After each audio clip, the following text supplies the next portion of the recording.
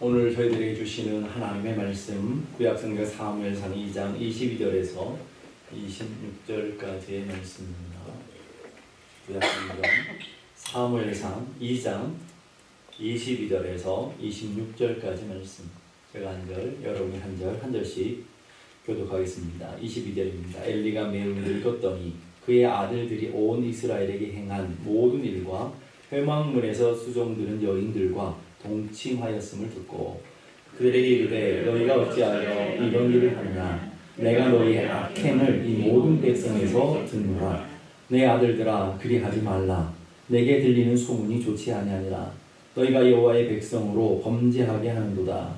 사람이 사람에게 범죄하면 하나님이 심판하시려니와 만일 사람이 여호와께 범죄하면 누가 그를 위하여 간구하겠느냐 하되 그들이 자기 아버지의 말을 듣지 아니하였으니 이는 여호와께서 그들을 죽이기로 뜻하셨습니다. 다같이 아이 사무엘이 점점 자라매 여호와가 사람들에게 은총을 받으라. 아멘. 세월이 가면 갈수록 점점 성장하고 성숙하며 올라가는 인생이 있는가 하면 세월이 가면 갈수록 반대로 퇴락하며 내려가는 인생이 있는 것을 보게 됩니다. 오늘 바로 그 모습을 그대로 보여주는 것이 두 집안의 이야기며 두 종류의 사람들의 모습이었던 것 같습니다. 사무엘은 하나님의 은혜를 받으면서 날마다 날로 흥황케 되어지며 올라가는 인생이었다고 한다면 엘리의 두 아들은 점점 쇠락하고 비참하게 망해가는 인생인 것을 우리가 한눈에 볼 수가 있습니다. 어떻게 하면 시간이 갈수록 이렇게 성장하고 발전하며 올라가는 그런 인생, 복된 인생이 될 수 있을까? 오늘 그 고민을 가지고 하나님의 말씀을 함께 나눠볼 수 있었으면 좋겠습니다. 그래서 첫 번째로 영적인 쇠퇴하는 사람들의 특징이 있습니다. 영적인 쇠퇴하는 홈리와 비느하스를 보십시다. 11절에 보니까 엘리의 아들들은 행실이 나빠 여호와를 알지 못하였더라. 하나님을 알지 못했다 그랬습니다. 그리고 하나님을 알지 못한 것으로 끝나지 않고 하나님을 알지 못하니까 자기 생각이 오는 대로 세상이 흘러가는 대로 살다 보니까 악행하는 자, 하나님 앞에 범죄하는 자들로 살아가고 있는데 오늘 성경은 두 개의 큰 예를 보여주고 있습니다. 첫째가 17절에 나오는 이 소년들이 죄가 여호와 앞에 심히 크면 그들이 여호와의 제사를 멸시합니다. 우리가 이미 살펴본 것처럼 이 엘리 두 아들 홈리와 비느하스가 제사장임에도 불구하고 하나님의 제사를 멸시하고 자기 마음대로 하나님께 드려지는 예물을 취하는 그런 무시한 죄를 범하고 있다는 것을 보여주고 있고요. 두 번째는 22절을 보니까 엘리가 매우 늙었더니 그들의 아들들이 온 이스라엘에게 행한 모든 일과 많은 행한 악행들이 있다는 것이죠. 그 중에 가장 대표적인 일을 또 보여주고 있어요. 회막문에서 수종드는 여인들과 동침하였음을 듣고 많은 회막에서 봉사하는 여자들이 있었나 봐요. 그런데 그 여자들과 동침했다. 음란하게 생활하고 있다. 그것도 다른 곳이 아니라 하나님의 존전 앞에서 회막 안에서 음란한 행위를 하고 있다라고 설명하고 있다는 것이죠. 그러니까 하나님을 알지 못해서 악을 행하고 있는데 이제는 하나님 두려운 줄 모르고 하나님 앞에서 제사만 범하는 것이 아니라 하나님의 임재가 있는 하나님이 거하시는 성막 앞에서 음란한 행위를 하며 범죄하고 있는 점점 퇴락하고 망하는 길로 떨어져 가고 있는 홈리와 비느하스의 모습을 보게 됩니다. 독일의 문호인 베테라고 하는 분이 이런 얘기 했어요. 탈피하지 못하면 뱀은 죽는다. 뱀은 세월이 가면 갈수록 성장할수록 그 껍질을 벗고 탈피해야만 자랄 수 있지 그 껍질을 벗지 못하면 그 안에 갇혀 죽는다는 뜻입니다. 우리도 마찬가지죠. 우리가 나이가 들고 세월이 가면 갈수록 우리가 벗어버려야 될 건 벗어버리고 던져버려야 될 것은 던져버리며 영적인 성장이 일어나지 않으면 그 틀에 갇혀서 우리의 갖고 있는 틀에 갇혀서 우리 역시도 죽을 수밖에 없는 인생이라는 것이죠. 미켈란젤로가 다비드상을 만들었잖아요. 다비드상을 완성하고 했을 때 교황이 와서 물었대요. 어떻게 이렇게 훌륭한 작품을 만들 수 있습니까? 라고 물었을 때 미켈란젤로는 이렇게 대답했답니다. 아주 간단합니다. 다비드와 관련 없는 것은 다 잘라서 버리는 겁니다. 자기가 생각했던 그 그림을 보면서 그 그림에 제외되는 모든 것들은 아무리 아까워도 다 잘라서 버리니까 이런 멋있는 작품이 나왔다라는 것이에요.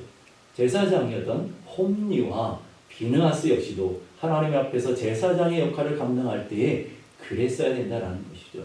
세상의 죄들을 다 내려놓고 오직 하나님 바라보며 하나님을 의지해야 될 백성들이 하나님의 제사를 멸시하며 그리고 음란하게 행하며 결국은 세상에 악을 행하는데 악이 눈덩이처럼 불어가고 있는 모습을 보게 됩니다. 그 모습을 보고 엘리가 그 두 아들을 책망하는 장면이 나옵니다. 23절 24절 보니까 그들이 이르되 너희가 어찌하여 이런 일을 하느냐. 너희 제사장이 되어서 어떻게 이런 일을 하느냐 책망하는 것이죠. 내가 너희의 악행을 이 모든 백성들에게 듣노라. 여러분 이 것을 듣는 부모의 마음이 얼마나 무너지겠습니까? 좋은 소식을 듣는 게 아니라 매일같이 악행을 범하고 도무지 자기가 영적으로 하나님 앞에 거룩하지 못함에도 불구하고 엘리 제사장이 봐도 이건 아니다 싶을 만큼 무너져가고 있는 두 아들의 이야기를 듣고 있는 것이죠. 그러면서 내 아들아 그리하지 마라. 내가 들리는 소문이 좋지 않느니라. 너희가 여호와의 백성으로 범죄하게 하느니라. 자기만 범죄하는 것이 아니라 이스라엘 백성 전체를 죄악 가운데로 끌고 가고 있다는 것을 얘기하는 것이죠. 그러면서 25절에 아버지로서 아들에게 굉장히 무서운 얘기를 하고 있습니다. 25절 보십시다. 사람이 사람에게 범죄하면 하나님이 심판하려니와 하나님 용서할 수도 있고 심판할 수도 있고 그렇지만 만일 사람이 여호와께 범죄하면 누가 그를 위하여 간구하겠느냐 하되 그들이 자기 아버지의 말을 듣지 아니하니라. 이것을 아주 간단하게 요약하면 너 이러다 죽는다. 너 이러다 하나님의 심판받는다. 이 말 아닙니까 여러분? 그러니까 너 이제 그만해야 돼. 그렇지 않으면 너 하나님 앞에 저주받고 죽어. 도무지 너 할 수 없는 일을 하는 거야 라고 아버지가 아들들에게 얘기함에도 불구하고 그 아들들이 뭐라고 하냐면 자기 아버지의 말을 듣지 않았다 하는 거예요. 왜 홈리와 비느하스가 멸망했을까요? 죄악 때문입니까? 아니죠. 물론 죄악 때문에 멸망하지만 돌이킬 수 있는 기회를 놓쳤기 때문이에요. 회개할 수 있는 기회를 놓쳤기 때문에 그래요. 아버지를 통해서 하나님의 음성을 들려줬음에도 불구하고 아버지를 통해서 영적인 깨달음을 줄 수 있는 말씀을 줌에도 불구하고 귀를 막고 있다는 거예요. 귀를 막고 듣지 않고 있다는 거예요. 이게 무너지는 사람들, 영적으로 타락하는 사람들의 특징이라는 거예요. 하나님의 음성을 듣지 않을 뿐만 아니라 주변에서 영적으로 얘기하는 이야기들을 듣지 않고 귀를 막는 사람들이 결국은 하나님의 주신 은혜를 놓쳐버리는 경우들이 너무나 많더라는 것이죠. 하나님의 심판을 경고했음에도 불구하고 그것도 대제사장이었던 엘리 제사장의 입술을 통해서 아버지지만 대제사장이잖아요. 제사장을 통해서 경고하는 하나님의 심판의 이야기를 듣고 있음에도 불구하고 귀를 막고 있기 때문에 결국은 심판에 이르게 되어진다는 거예요. 성경에 이런 이야기가 굉장히 많습니다. 롯의 사위들이 있었죠. 소돔과 고모라의 심판에 대한 이야기를 들었습니다. 장인어를 통해서 소돔과 고모라가 멸망한다는 이야기를 들었습니다. 그럼에도 불구하고 귀를 막고 있었기 때문에 그것을 농담처럼 여겼다 그러잖아요. 농담처럼 여겼기 때문에 결국은 소돔과 고모라의 불심판, 유황불이 내리는 그 심판에 함께 멸망하고 말았다라는 것이죠. 출애굽기에 보면 재앙들이 나오잖아요. 그 재앙 중에 우박 재앙이 있습니다. 하나님께서 모세를 통해서 이 바로에게 그리고 이스라엘 백성과 애굽 백성들에게 우박 재앙을 이미 경고하셨습니다. 바로의 신한 중에 지금까지 일어났던 수많은 재앙들을 보니까 모세의 입을 통해서 말하는 이 여호와라고 하는 하나님의 말씀은 참이더라 라고 믿었던 사람들은 애굽 사람들임에도 불구하고 바로의 신할 중에 여호와의 말씀을 두려워하는 자들은 그 종들과 생축을 집으로 피하여 드렸다 그랬어요. 그 심판으로부터 구원받게 되는 놀라운 은혜를 누리게 되었습니다. 그러나 똑같은 메시지를 들었지만 여호와의 말씀을 마음에 두지 아니하는 자들은 그대로 두었다가 우박과 불의 심판, 우박과 그리고 수많은 그런 재앙의 심판을 당하고 말았다라는 것이죠. 어리석은 자들은요 귀를 닫게 되는 걸 봅니다. 우리 신앙도 마찬가지죠. 신앙생활 한다는 것은 여러분의 영혼의 귀를 언제나 열어두고 하나님의 말씀 앞에 귀 기울여 살아가는 것, 이게 바로 영적 성장의 비결이라는 것이죠. 한번 해보면 우리독경이라는 말이 있어요. 아주 쉬운 말이죠. 소귀의 경읽기라는 뜻이죠. 그러니까 우리가 하나님의 말씀을 들을 때에 마치 소귀에 경이 있듯이 우리가 그것을 말씀을 흘려보내서는 안 된다는 말이죠. 그럼 왜 듣지 않았을까요? 사도행전 28장 26절에서 27절 그 원인을 정확하게 얘기해 주고 있습니다. 사도행전 28장 26절에서 27절 다 같이 한번 읽어보십시다. 시작. 이 백성에게 가서 말하기를 너희가 듣기는 들어도 도무지 깨닫지 못하며 보기는 보아도 도무지 알지 못하는도다. 이 백성들의 마음이 우둔하여져서 그 귀로는 둔하게 듣고 그 눈은 감았으니 마음을 둔하게 하는 거예요. 이게 다른 말로는 마음을 바로처럼 강팍하게 하는 거예요. 마음을 닫아버리는 거예요. 그 말은 다른 말로 말하면 마음을 굳게 닫고 어떤 얘기도 듣지 않겠다고 하는 것이죠. 그게 어리석은 마음이다라는 거예요. 우리가 하나님의 주시는 은혜 안에서 민감하게 바라보며 하나님의 말씀에 귀를 기울이고 영적인 귀를 열어놔야 되는데 그렇지 않고 마음이 둔한 사람들은 하나님의 말씀에 영적인 귀를 닫아놓고 살더라는 것이죠.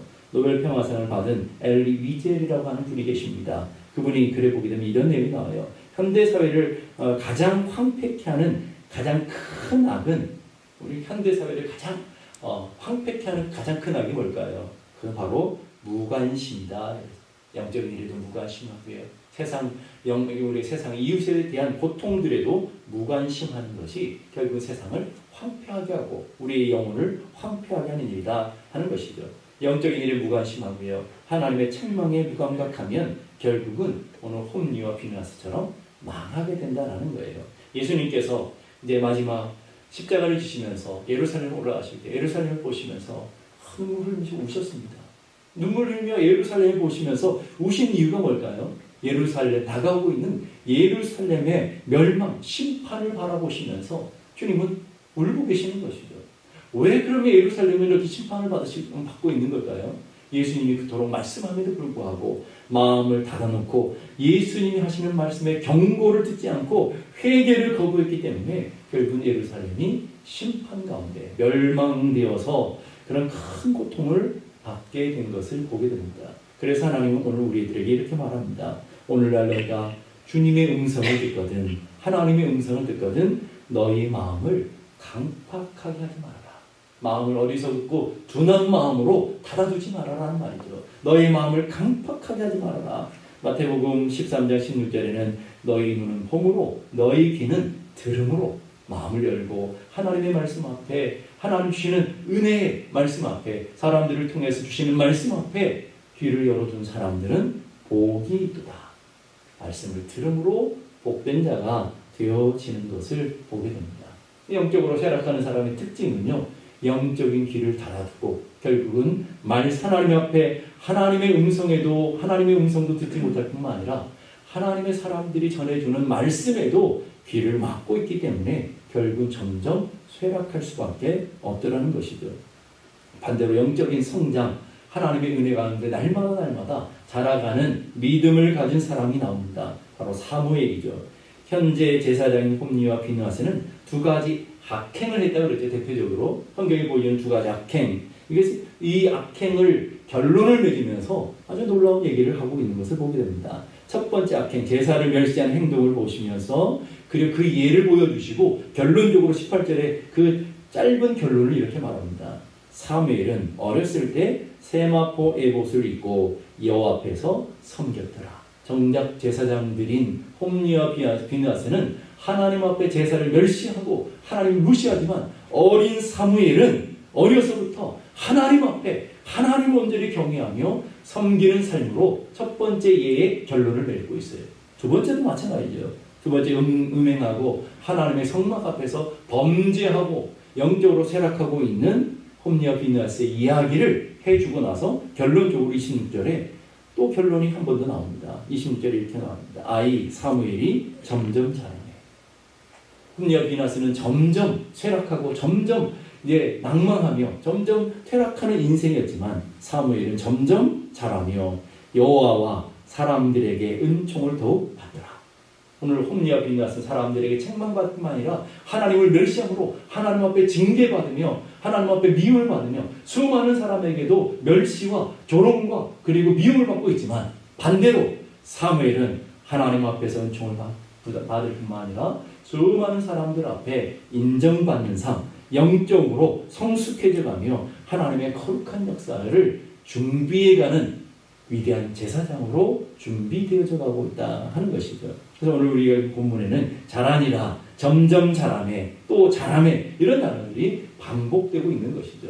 하나님은 사무엘을 보실 때마다 하나님이 주시는 은혜 안에서 점점 자라가고 있는 모습이라는 거예요. 키가 자랄 뿐만 아니라 정신이 자라고요. 영적인 부분이 자라며 하나님 앞에 위대한 제사장의 그릇으로, 선지자의 그릇으로, 하나님 쓰시기에 합당한 그릇으로 되어져 가고 있다는 말이죠. 암울하고 이렇게 음란하고 혼탁한 마지막 사사시대, 마지막 사사시대를 마무리하는 위대한 선지자로, 위대한 제사장으로 하나님께서 이 사무엘을 키워가고 계시다. 세워가고 계시다. 새로운 시대를 준비할 영적인 지도자로 준비해 가고 계시다라는 것을 반론적으로 보여주고 있는 것이죠. 그러면서 여호와와 사람들에게 은총을 받더라. 이 은총이라는 단어는 히브리어로 토브예요. 토브는 하나님 천지를 창조하시고 좋았다 할 때 그때 토브인 것이죠. 하나님 보시기에 좋은 것, 하나님 보기에 아름다운 것, 그리고 하나님 보시기에 선한 것, 하나님 보시기에 흡족한 것, 그게 바로 좋다라는 단어예요. 그러니까 하나님 앞에서 흡족한 주의 종으로 하나님 쓰시기 합당한 하나님의 마음을 흡족해 드리고 여름날의 냉수 같은 하나님의 마음을 시원케 해드리는 한 사람으로 준비되어질 뿐만 아니라 하나님 앞에 그런 마음을 가진 사람은 또 사람들에게도 인정과 존중을 받으며 한 시대 영적인 지도자로서 수많은 사람들이 그 사무엘의 영적인 그늘 아래 보호받고 인도받는 하나님의 사람으로 세워져가는 그 모습, 그것이 하나님 보시기에 선한 모습이다, 아름다운 모습이다라고 얘기해 주고 있는 것이죠. 열대과일 중에 생산량 1위를 자랑하는 게 망고나무라고 합니다. 여러분 망고 아시죠? 그래서 저도 여기 설교 준비하면서 자료를 보고는 깜짝 놀랐어요. 망고나무 수확량이 엄청나더라고요. 나무의 수령이 길면 길수록, 세월이 가면 갈수록 열매를 더 많이 맺더라고요. 수령이 10년에서 20년 된 나무는요, 나무 하나에 200개, 300개 열매를 맺는데요. 그리고 20년에서 30년 된 나무는요, 1000개 정도를 맺는다고 그러고요.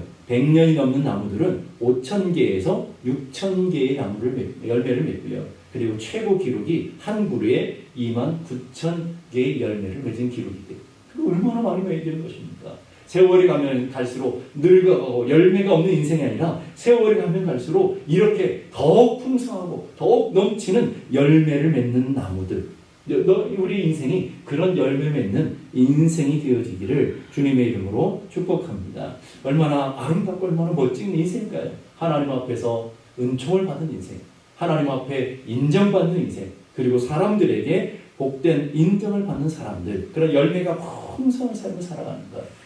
한국에는 지금 추석 연휴로 보내고 있잖아요. 이 추석 연휴는 미국에서는 땡스기빙 아닙니까? 추수감사절이랑 똑같은 것이죠. 한 해 동안 열매 맺은 것에 감사하며, 한 해 동안 잘하는 것에 감사하고, 한 해 동안 하나님의 보호하심과 인도하심에 감사하며, 또 한 해 동안 우리가 영적으로 성숙하며 풍성한 감사로 드려지는 것, 이게 추수감사절인 것처럼 오늘 여러분들이 드려지는 예배가 그런 마음으로 드려지는 복된 은혜 예배가 되기를 간절히 바랍니다. 잠언 3장 4절을 보니까 그리하면 내가 하나님과 사람 앞에서 은총과 귀중히 여김을 받으리라. 잘 중요한 똑같은 얘기를 하고 있습니다. 하나님 앞에서 그리고 사람들 앞에서 은총과 귀중히 존귀해지는 인생이 될 것이다. 어떻게 하면 그 앞에 이유가 나오겠죠. 잠언 3장 3절 보십시다. 잠언 3장 3절 다 같이 한번 읽어보십시다. 시작. 인자와 진리가 내게서 떠나지 말게 하고 그것을 내 목에 매며 내 마음판에 새기라. 이 중요한 두 단어가 인자와 진리라는 거예요. 인자는 하나님의 사랑과 은혜이죠. 하나님의 사랑과 은혜가 우리의 마음을 주장하게 하고, 그리고 또 한 가지는 진리, 하나님이 주시는 생명의 진리, 말씀이 우리 안에서 떠나지 않게 그것을 꼭 붙들고 있고 마음에 새겨두면, 그 다음에 그리하면 4절로 가니까 내가 하나님과 사람들 앞에서 은총과 귀중히 여김을 받게 될 것이다. 하나님의 은혜에 붙들려서 하나님의 말씀을 따라서 하나님의 사랑을 사랑에 붙들려 날마다 자라가는 인생이 되어지는 것. 그래서 하나님 오늘 우리들에게 명령하십니다. 에베소 4장 15절 보니까 똑같은 말씀이 여기도 나와요. 에베소 4장 15절 보니까 오직 사랑 안에서, 아까 인자라고 했죠. 사랑 안에서 참된 것, 그게 진리잖아요. 참이 진리잖아요.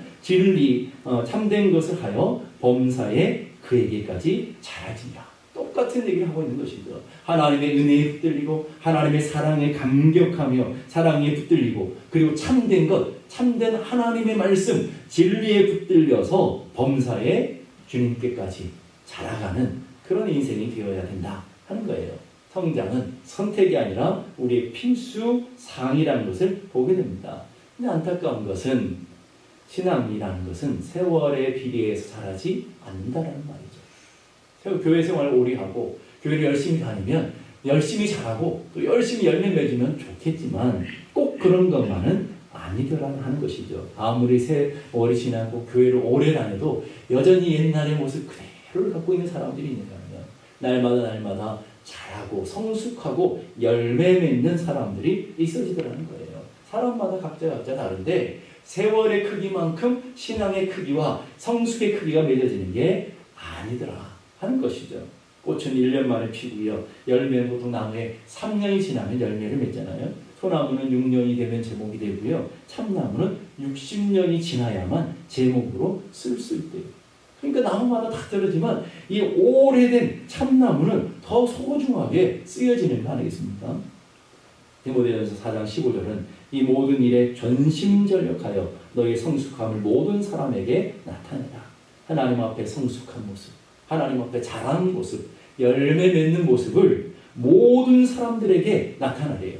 모든 사람이 인정할 만큼 드러나래요. 여러분 같은 신앙생활을 하고 있는 우리 성도들이 봐도 저분은 참 옛날에는 이랬는데 참 은혜스러워, 성숙해졌어. 저분이야말로 주님 정말 닮아가. 이런 모습으로 나타나야 된다. 그런데 그냥 되는 것이 아니라 전심전력이라는 단어를 써요. 전심전력하여 최선을 다해서 노력하여 여러분의 마음과 성품과 뜻을 다하여 성숙하도록 힘써야 된다. 그래야만 성숙해질 수 있다는 거예요. 고린도후서 4장 16절에 보니까 그럼 우리가 낙심하지 아니하노니 겉사람은 흡혀나 우리의 속은 날로 새롭도다. 우리가 나이에 들어가면서 다 쇠해가잖아요. 쇠해가는데 우리의 속사람까지도 쇠하면 안 된다는 말이죠. 날로 성숙하고 자라가는 그런 귀한 모습이 돼야 되는 것이죠.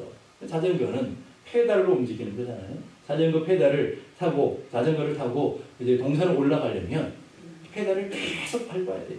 페달을 계속 밟지 않으면 넘어질 수밖에 없는 거예요. 우리 인생도 마찬가지 아닙니까? 하나님의 거룩한 저 본향을 향해서 계속해서 올라가는 인생이 되려면 끊임없이 영적인 페달을 밟아야 돼요. 그 페달이 어떤 페달일까요? 기도와 말씀의 페달을 계속 밟아서 하루하루 조금씩 여러분들이 성장하지 않으면 넘어져요. 동산에 올라갈 때 여러분 자전거 페달을 밟아보지 않으세요? 그냥 서 있기도 어려워요. 넘어질 수밖에 없는 거죠.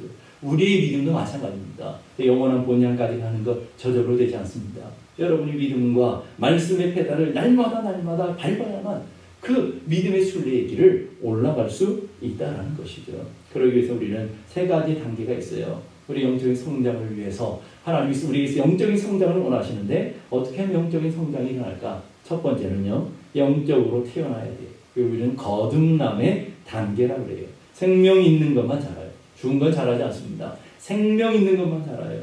여러분 나무를 보게 되면 죽은 나무가 있고 살아있는 나무에다가 물과 영양분을 줘보세요. 죽은 나무는 물을 주면 줄수록 빨리 썩어요. 그런데 살아있는 나무는 물을 주고 영양분을 주면 쑥쑥 자라는 것이죠. 오늘 하나님의 말씀 앞에서도 마찬가지예요. 여러분이 영혼이 거듭나야만, 이 거듭났다라는 말은 위로부터 태어났다는 뜻이잖아요. 위로부터 태어나야만, 새 생명을 가져야만 영적인 성숙이 일어나게 되는 것이죠. 죽은 생명, 육적인 생명에는 아무리 영적인 말씀이 쏟아지고 하나님 앞에 서도 여러분의 영혼이 자라갈 수 없다는 거예요. 그래서 제일 먼저 중요한 것은 여러분이 물과 성령으로 거듭남의 사건, 성령을 체험하는 영적인 사건이 여러분 안에 일어나야 생명이 시작되는 것이죠. 두 번째로 영적으로 거듭날 뿐만 아니라 두 번째 우리가 자라기 위해서는 잘 크는 사람들의 특징이 있더라고요. 다 물어보면 잘 먹어요. 특징들이 잘 먹습니다. 잘 먹는 아이는 잘 자라죠. 베드로전서 2장 보니까 갓난 아이를 같이 순전하고 신령한 젖을 사모하라. 아이들이 엄마의 젖을 사모하듯이 여러분이 그 신령한 젖은 하나님의 말씀이잖아요. 영혼의 양식이잖아요. 영혼의 양식을 날마다 사모하라는 거예요. 그로 말미암아 너희로 구원에 이르도록 자라게 하는구나. 이 순전하고 신령한 젖은 다른 것이 아니라 하나님의 말씀, 영혼의 말씀이잖아요. 잘 크는 아이의 공통적인 특징이 잘 먹는다고 했잖아요. 그래서 우리도 한 통씩 그냥 먹잖아요. 막 큰 애들 보면 엄청 먹잖아요. 먹고 돌아서고 또 배고프다고 또 먹잖아요. 이게 큰 애들의 특징이라고요. 여러분들이 그렇게 먹으면 어떻게 될까요? 탈나죠. 여러분이 지금 성장이 육적으로는 성장이 멈췄기 때문에 여러분이 그렇게 먹으면 다 탈나요. 그런데 15, 16살 애들이 막 한참 큰 애들 먹는 거 보세요. 저렇게 먹어다 배탈 나는 거 아닌가? 저렇게 먹어다 진짜 큰일 나는 거 아닌가? 그러는데 다 소화해요. 엄청나게 먹는데 엄청나게 소화하고 있는 것을 보게 됩니다. 옛날에 밥이 보약이라는 말이 있잖아요. 제때 골고루 맛있게 많이 먹는 것이 성장의 비결인 것처럼 영적인 일도 마찬가지입니다. 여러분이 하나님의 말씀을 매일 먹어야 되고요. 매일 들어야 되고요. 매일 하나님의 말씀 앞에 서야 돼요. 그래서 여러분 하루에 우리는 세 끼를 먹든지 어떤 분은 두 끼를 먹든지 어떤 분은 다이어트 하면서 한 끼라도 꼭 먹잖아요. 먹어야 되는 것처럼 우리 영혼도 마찬가지입니다. 우리 영혼이 자라기 위해서는 생명을 유지하기 위해서는 잘 먹어야 됩니다. 영양분이 있는 것들을 먹어야 됩니다. 좋은 말씀을 여러분이 읽고 묵상하고 듣고 그렇게 해야 되는 것이죠. 그래서 베드로후서 3장 18절의 말씀 보십시다. 베드로후서 3장 18절 다 같이 시작. 오직 우리 주 곧 구주 예수 그리스도의 은혜와 그를 아는 지식에서 자라가라. 똑같은 말씀이 또 한 번 더 나와요. 그리스도의 은혜, 아까 말했죠. 인자, 이 말인 것이죠.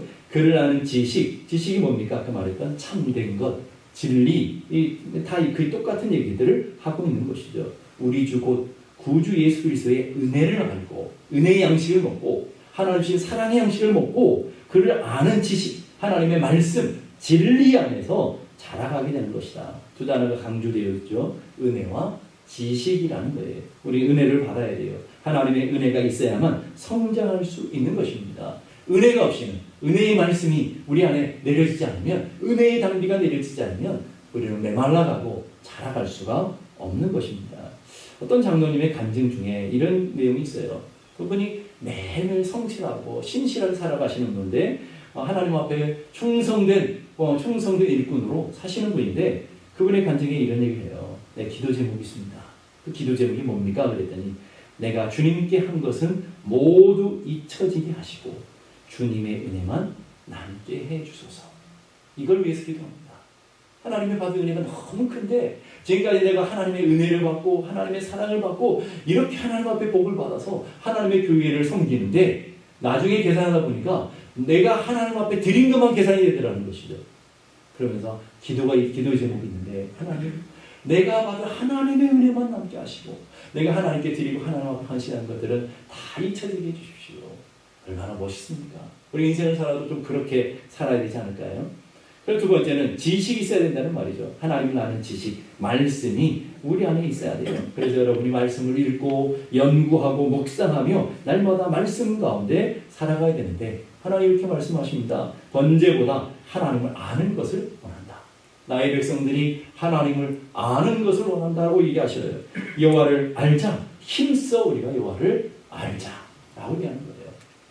그래서 여러분들이 하나님의 말씀을 열심히 알도록 여러분이 최선을 다해서 노력해가는 그런 분들이 되기를 간절히 바랍니다. 그리고 세 번째는요. 이것을 우리가 잘 먹었으면 이제 운동을 해야죠. 움직여야 되죠. 행하는 단계가 있어요. 사역의 단계라고 그래요. 에베소 4장 13절 보니까 우리가 다 하나님의 아들을 믿는 것과 아는 일에 하나가 돼요. 아는 것뿐만 아니라 믿는 일, 행하는 일에 다 하나가 돼요. 온전한 사람을 이루어 그리스도의 장성한 분량에 충만한 데까지 이르라. 우리가 자라가고 성장하기 위해서는 아는 데서 끝나면 먹는 것에 끝나면 안 된다는 말이죠. 잘 크는 사람들의 특징은요. 많이 움직여요. 운동을 많이 한다는 것이죠. 운동을 해야 우리 삶에 더 성장이 일어나는 거예요. 15절에도 이렇게 말합니다. 오직 사랑하여 참된 것을 하여 있어요. 행하여 하나님 주신 아는 은혜를 행하여 범사에 그에까지 자라가야 된다 하는 거예요. 건강한 사람은 잘 먹고요, 잘 자고요, 잘 움직이고, 잘 움직여서 운동하는 거예요. 어린이들이 앓고 있는 구루병이라는 병이 있어요. 그 병은 머리와 그리고 하체의 크기가 다른 거예요. 머리는 점점 커져가는데 다른 부위들은 발육이 늦어져서 이 역삼각형의 모습이 되어가는 것. 그걸 우리는 구루병이라고 그래요. 그런데 영적으로도 구루병을 앓고 있는 분들이 있더라는 거예요. 그래서 신앙생활을 오래 하는 분이 있어요. 머리는 너무 커져가는데 아는 건 많은데 움직이지 않아요. 나이가 들어서 나 이런 모양 저 모양으로 하면서 움직이지 않는, 영적으로 움직이지 않는 일들이 일어나게 되는 것이죠.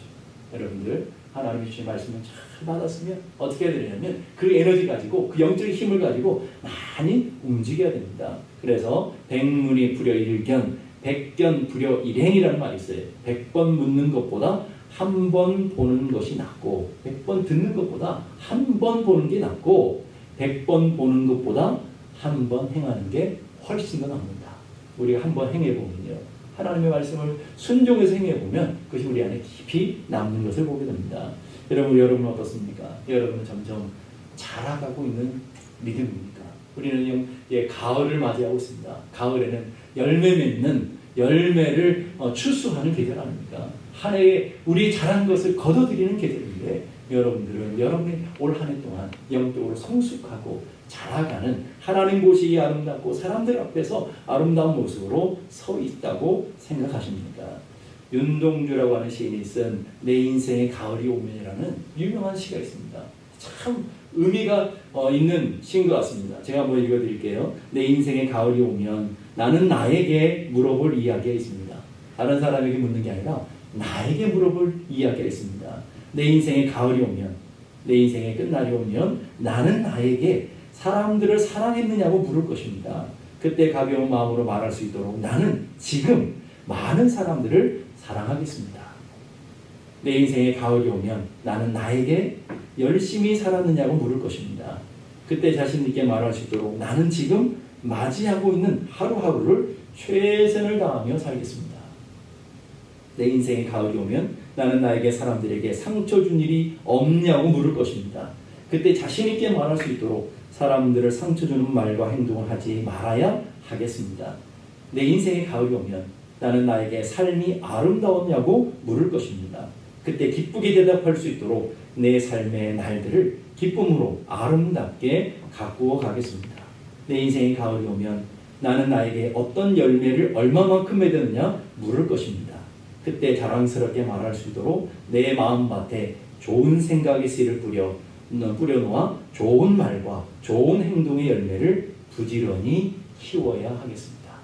여러분 인생의 가을이 오면, 여러분 인생이 이제 주님 앞에 서는 그날이 가까울수록 하나님 우리에게 물으시기도 하겠지만 우리 스스로 준비하면 우리 스스로에게 묻는다고 한다면, 여러분의 인생이 괜찮았냐고, 여러분의 인생 열매가 풍성하냐고, 여러분의 인생은 날마다 영적인 성숙한 인생이냐고 물은다고 한다면 우리 스스로가 대답을 할 수 있도록 지금 여기에서 우리는 최선을 다해서 자라가도록 성숙하도록 노력할 때 우리는 기쁘게 우리는 그 대답에 자신 있게 대답해가는 인생이 되어줄 줄 압니다.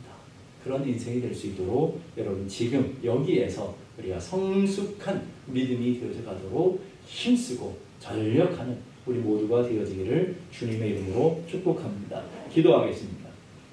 이 시간 기도하실 때 하나님, 오늘도 우리 삶에 주신 은혜를 돌아보며 우리 영적으로 성숙한 인생이 되도록, 점점 인생에 자라가는 인생이 되도록 우리를 돌아보는 귀한 시간들이 되게 하여 주시옵소서. 우리 인생의 가을이 오면 우리 스스로에게 물을 때 내가 참 잘했다, 주님을 바라보며 많은 열매를 맺었노라고 대답할 수 있는 인생이 되도록 준비해 갈 수 있도록 인도하여 주시옵소서. 우리 함께 다 같이 기도하겠습니다. 하나님 아버지 은혜를 감사합니다. 오늘도 우리들에게 귀한 말씀을 통하여 우리를 돌아보게 하시고 우리를 점검하게 하시니 감사합니다. 오늘도 제사장이지만 엘리의 두 아들처럼 날마다 추락하고 날마다 쇠락하며 결국 심판의 자리에, 죽음의 자리에 이르는 인생으로 끝나버리는 사람들이 있는가 하면 사무엘처럼 날마다 하나님의 음성을 듣고 하나님의 주신 은혜 안에서 하나님 앞에서 조금씩 자라 위대한 하나님의 사람으로, 하나님께서 쓰시기에 합당한 사람으로 열매 맺으며 풍성한 삶으로 자라가는 올라가는 인생이 있는 것을 우리는 보게 됩니다. 하나님, 날마다 진리와 은혜 안에서 자라가는 저희 모두가 되게 해주시고, 우리 인생에 가을이 오면 우리 스스로에게 물었을 때 우리는 많은 열매를 맺어보라고, 많은 수고와 많은 눈물을 통해서 하나님 기뻐하시는 삶을 살았노라고 대답할 수 있는 우리의 대답을 준비해가는 인생이 될 수 있도록 역사하여 주시옵소서.